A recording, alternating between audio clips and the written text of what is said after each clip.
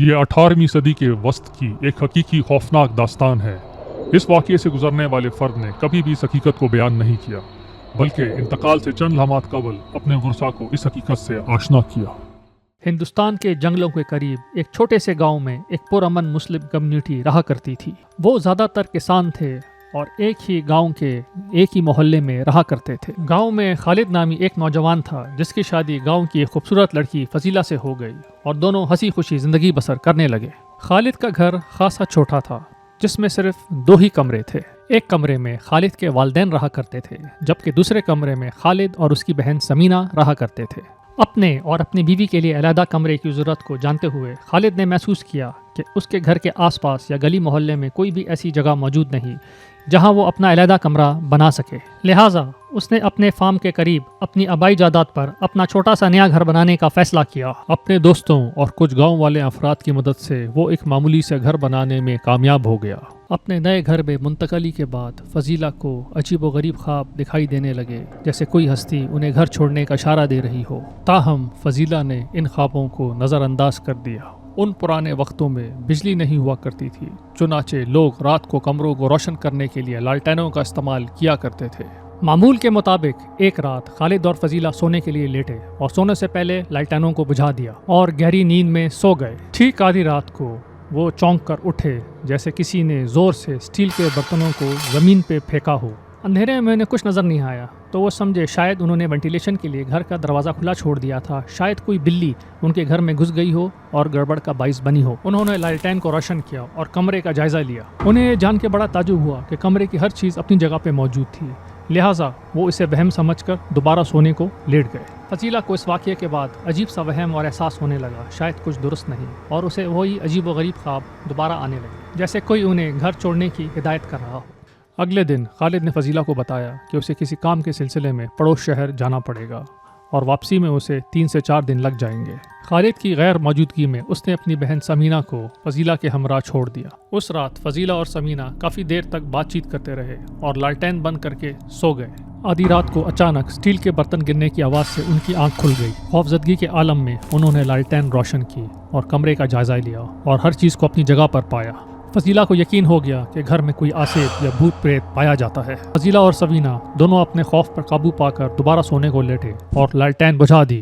کچھ دیر بعد انہیں پھر سے برتن گرنے کی آواز سنائی دی اور وہ چونک کر اٹھ گئے اور پھر خوف کے مارے ساری رات نہیں سو سکے۔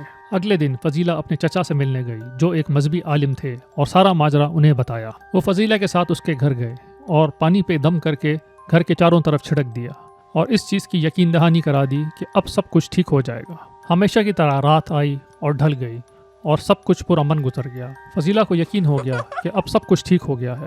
تیسری رات معمول کے مطابق دونوں رات دیر تک باتیں کرتے رہے اور پھر سونے کو لیٹ گئے۔ فضیلہ نے خواب میں دیکھا کہ اس نے ایک لالٹین پکڑی ہوئی ہے اور لالٹین کے دھوؤں میں سے ایک ہستی نمودار ہوتی ہے جو فضیلہ کو بتاتی ہے کہ یہ جگہ جس پہ انہوں نے گھر بنایا ہوا ہے اس ہستی کی تھی۔ خوابوں میں بارہا اشارے کے باوجود بھی انہوں نے یہ جگہ ترک نہیں کی بلکہ دم کرا کے اس ہستی کو اس جگہ سے دور رکھنے کی کوشش کی اور اب یہ ہستی ان سے اپنا انتقام لے گی۔ زوردار برتن گرنے کی آواز نے فضیلہ کو جگا دیا جبکہ سمینہ خوف کے مارے چیخنے لگی۔ فضیلہ نے فوراً لالٹین جلائی اور اسے محسوس ہوا کہ جیسے دھوئیں میں کوئی چیز آس پاس بھٹک رہی ہے۔ فضیلہ نے بہادری سے کام لیتے ہوئے کہا، جو بھی کوئی ہستی ہے کیا چاہتی ہے وہ میرے سامنے آ جائے اور مجھ سے مکالمہ کرے۔ وہ ہستی دھوئیں اور دھند کے مجموعے میں اپنے آپ کو فضیلہ کے سامنے ظاہر کرتا ہے اور بتاتا ہے کہ وہ اپنا مقصد فضیلہ کو خواب میں بیان کر چکا ہے کہ یہ جگہ اس کی ہے۔ فضیلہ نے حوصلے سے جواب دیا، مانتے ہیں کہ یہ جگہ تمہاری ہے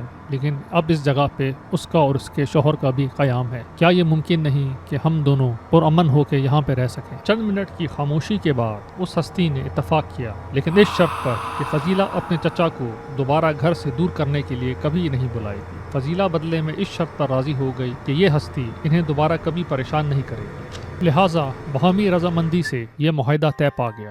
اس رات کے بعد برتنوں کی آواز والا واقعہ کبھی پیش نہیں آیا۔ سمینہ نے ڈر کی حالت میں دیکھا جیسے فضیلہ کسی سے بات کر رہی ہو لیکن اس کو یہ بات سمجھ نہیں آئی۔ فضیلہ نے سمینہ کو بتایا، یہ محض ہمارا صرف وہم ہے اور کچھ نہیں۔ معاہدے کے بارے میں فضیلہ نے کبھی بھی کسی کو کچھ بھی نہیں بتایا۔ خالد اور سمینہ اکثر فضیلہ کو اکیلے میں کسی سے باتیں کرتے ہوئے سنتے تھے لیکن انہیں اس بات کا گمان بھی نہ تھا کہ وہ ایک پراسرار ہستی سے بات کر رہی ہوگی۔ جب فضیلہ سے پوچھا جاتا تھا کہ کس سے کلام کر رہی ہو تو وہ کہتی تھی کچھ نہیں، کچھ دماغ میں تھا جو اس کے لبوں پہ آ گیا۔